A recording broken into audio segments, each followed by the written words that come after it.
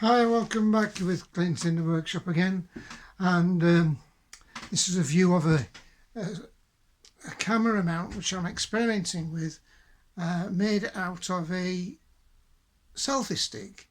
Now I'm going to look a bit closer into that now, but first by the way, why you're not seeing me is because I've got the camera pointing in the opposite direction, because I want to show you more about this this camera mount. But first I want to say thank you to a new subscriber this last week, Astitchien, and thank you very much for subscribing. I really appreciate that. We could do with some more subscribers, you know. And I'll see, yes, that's me. I think so.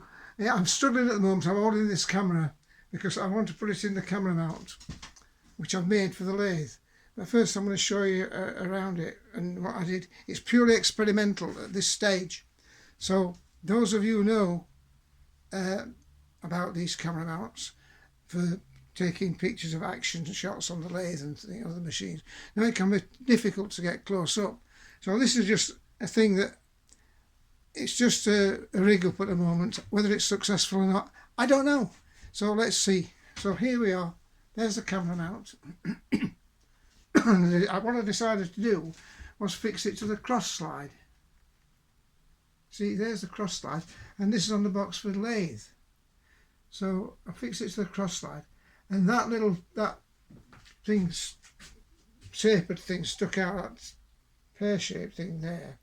That's purely just to hold it in, lock it into position when I screw on these screws here, which I made previously on a previous video, so which was the one that shows tapping on the lathe. So I thought to myself, one thing leads to another, doesn't it? So I thought we may be able to utilise that. I'm going to come round the other side of the lathe now, so we can see. We're having a tour of the workshop now. Oh, look, there's the pictures of my grandparents, and this is all work in progress on my workbench. There's a lot of busyness, very busy work table, that, because everything they see is actually work in progress. I'm still holding the camera by hand, which is advantageous in some respects. And there we've got the milling machine at the other side, the Siege vertical mill. Yeah, mounted on a steel bench with the record vise at the end. That's an interesting video, how to mount it correctly. And there's my general storage. What I've got here. I'm just showing around the workshop now, and it's amazing how much stuff we can get. All those things up there are micrometers of various sizes and verniers, and all sorts of things related to engineering. Some of them not used much. Maybe want to rationalise things. And this is my untidy area. Everybody's got an untidy area, I think. So we do the best to tidy things up. So here we are at the other side of the lathe, and we've got the camera mount there.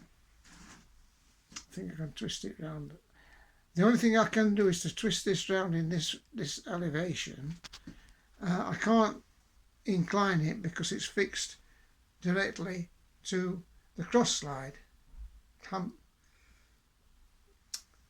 I know this might look a bit crude, which it is, because the thing is, it's only an experiment at this stage. If it's successful, I might get tempted to make a more permanent fixture, put a better screw on there and a better arrangement there. The cord that you see doesn't mean a thing like that, because that there, I've only wrapped it around that circular nut just to keep it out of the way. It's not doing any purpose at all, but it saved me cutting it off the selfie stick. You never know, I might want to use it again sometime. So let me see what we're going to do now. Yeah, I'm coming back down the lathe again. Here we've got the another view of it right down there. You see it there, and from the that's on the tailstock view from the tailstock. What I was going to do is I've got this thing here. I can twist it round again without the camera on, and I'm going to see how it functions when I put the camera on.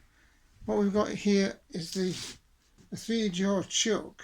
What I was going to do was I've got something mounted in there, as you can see, and can you see it closer there? Oh, it's pretty good holding this camera. I can get really close. Trouble is I can't do anything. But there you've got a machined part, which I'm going to show you at some other time how to cut a keyway on the lathe.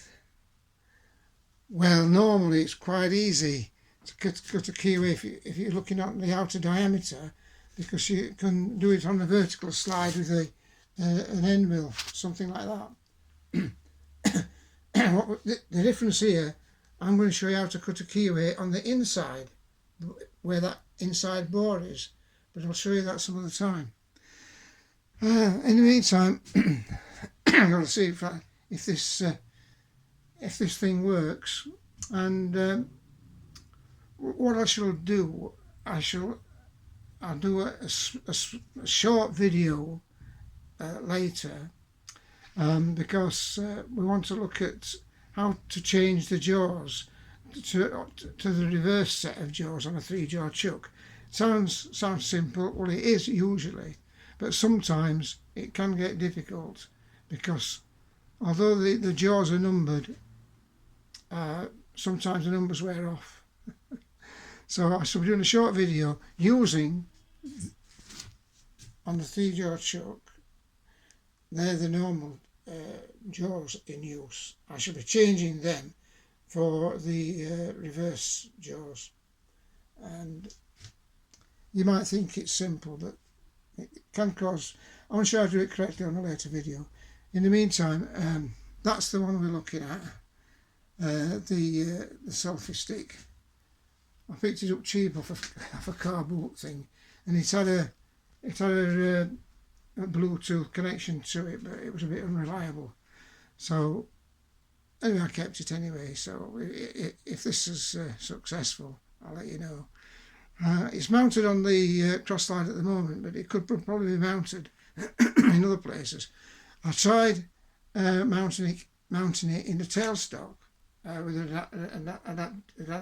an adaptation to fix it into a tailstock chuck. That wasn't too successful. It wobbled about all over the place, and it got in the way. So anyway, this is just a short video of the arrangements that we're going to experiment with, and you'll see if it goes wrong on the video which I propose to use it on, which will be probably next week or something like that. It'll be a short video because I just want to test it out first. So anyway, it might give you some ideas yourself. You might be able to suggest improvements, and but it might give you an idea how you could adapt yours. But be very careful, extremely careful, and make sure the camera's not going to fall off. It can be expensive, and so I'm not proposing to mount it on there today. So the next time you see it, the camera hopefully will be in this slot there. But if I try to put it in now, it'll probably hit the stop button and switch the whole thing off. Anyway, there you go.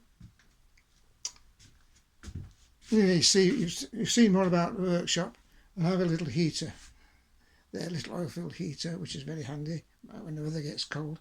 And it's a little bit chilly today as well. This is my top of the workbench. See the grinder? yeah, well, you see as using that, it's very handy. And I try to keep things neatly, spanners in a row, and like the appearance of the milling machine bed, table, nice and clean. Always try to keep your machines clean, folks, because it pays dividends. I'm still using that cheap adaptation for accessory instead of using bellows, and you pick that up on one of my other videos. Anyway, that's a little drill I never use because it's not accurate enough. It's one I sort of acquired and inherited, as it were. Well, it was gifted, but I just kept it just in case. And I've even got room in the workshop for my bike. Yeah, that's a workshop Carlton bike or something. It's quite vintage, really. I used it a couple of years ago last. Anyway, there we go, folks. Tour's over, and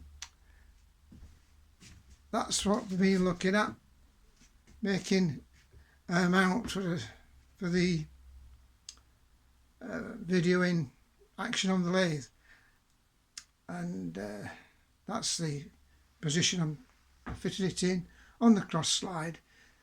The camera mount made out of a selfie stick. I hope you enjoyed it, this video. It's a bit unusual, I know, but I needed to do this before I test it, because when I test it out next time, you'll see if it works. Okay, then you can let me know your comments. So if it's helped some people, and I know some people are interested in mounting cameras to get the action, as it were. So there you go. That's the first bit. Catch you later. Bye for now. See you next time.